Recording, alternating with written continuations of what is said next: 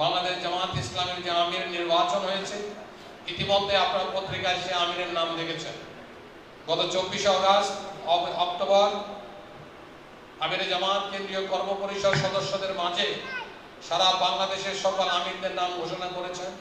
সেখানে আপনাদের মেহেরপুর জেলার আমির নাম ঘোষণা করা হয়েছে। আজকে আনুষ্ঠানিকভাবে সে আমিরের শপথ হবে এবং আপনাদের সামনে এখন ঘোষণা করা হবে। তিনি হলেন আপনাদের সবাই ভোটে নির্বাচিত, যিনি হয়েছেন আমাদের এই সম্মানিত শ্রদ্ধেয় ভাই জনাব মাওলানা তাজউদ্দিন খান। তো এখন ওনার শপথ অনুষ্ঠান হবে। আমার শপথের পরেই আমি আপনাদের সামনে সাংগঠনিক পরিমণ্ডলের কিছু কথা বলবো। সেই সময়ে আমার একটা সময় সাংবাদিক যারা এখানে উপস্থিত আছেন, গণমাধ্যমের কর্মী যারা উপস্থিত আছেন, আমি ওই সময়টা আপনাদেরকে একটু অনুরোধ জানাবো আমাদেরকে একত্রে কিছু সময় দিয়ে দেওয়ার জন্য। ওটা নিজেই আমাদের সাংগঠনিক কথাবার্তা হবে। সেই সময়টা বললে আপনারা আশা করছি কিছু মাইন্ড করবেন না, আপনারা আপনাদের মতো করে আপনাদের জায়গায় আপনারা চলে যাবেন। আর যিনি সাংবাদিক ভাইদেরকে নিয়ে আসছেন, মেনটেন করছেন, আমি অনুরোধ জানাবো সেই ভাইটি তাদেরকে ওই সময়টাতে তাদেরকে বলবেন। তো শপথের ব্যাপারে যিনি শপথ দিবেন তার জন্য একটু কথা, সেটা হলো যে যা বাক্য পাঠ করা হবে, যিনি শপথ পড়াবেন তিনি বলার পরে আপনি বলবেন, তা আবার রিপিট করতে হবে, যেহেতু আপনি পুরনো আমির, সে অভিজ্ঞতা আপনার আছে।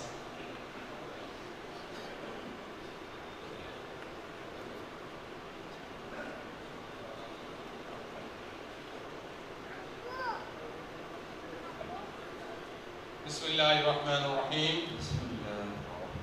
আমি পিতা যাকে মেহেরপুর জেলার আমির নির্বাচিত করা হয়েছে, আল্লাহ রাব্বুল আলামিনকে সাক্ষী রাখিয়া ওয়াদা করিতেছি যে আমি আল্লাহ তাআলা ও তার রাসূল সাল্লাল্লাহু আলাইহি ওয়াসাল্লামের আদেশ পালন ও আনুগত্যকে সব কিছুর উপর অগ্রাধিকার দেব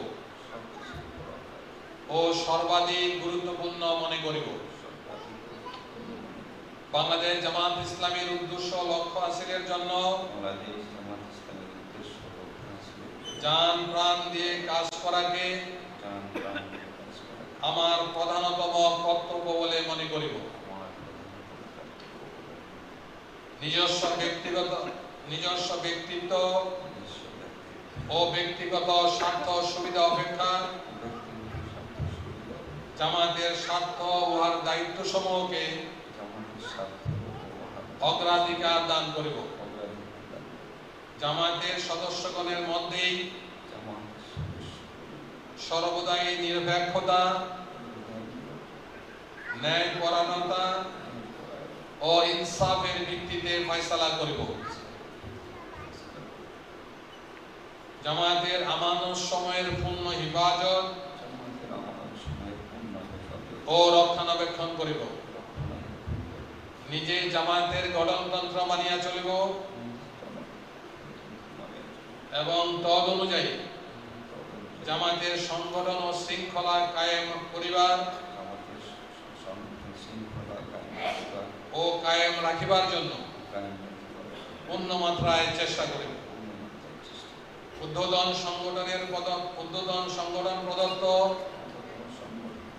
দায়িত্ব সমূহ যথাযথভাবে পালন এবং সিদ্ধান্ত সমূহ সঠিকভাবে বাস্তবায়নে আপ্রাণ চেষ্টা করিব। আল্লাহ তাআলা আমাকে এই ওয়াদা পালনের তৌফিক দান করুন, আমিন।